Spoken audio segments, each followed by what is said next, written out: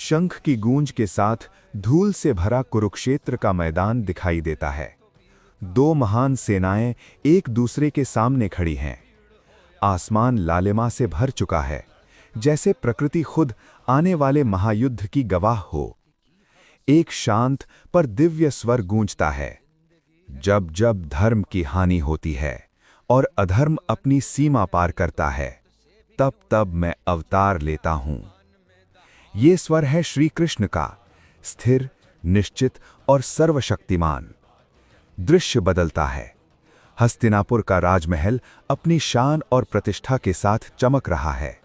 सोने के स्तंभ, राजसी सिंहासन और वीर योद्धाओं की प्रतिध्वनि महल के अंदर गूंज रही है।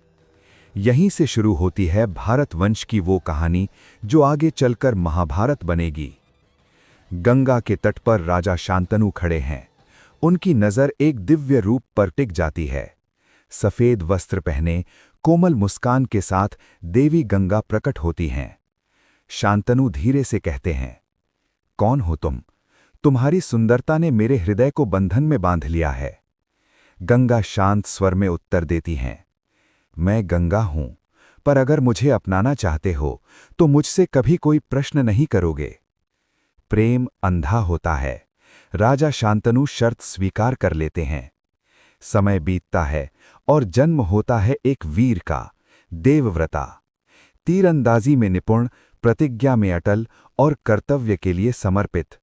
लेकिन किस्मत ने लिख दिया था एक ऐसा संघर्ष जो सिर्फ राजगद्दी का नहीं, धर्म और कर्तव्य का होगा।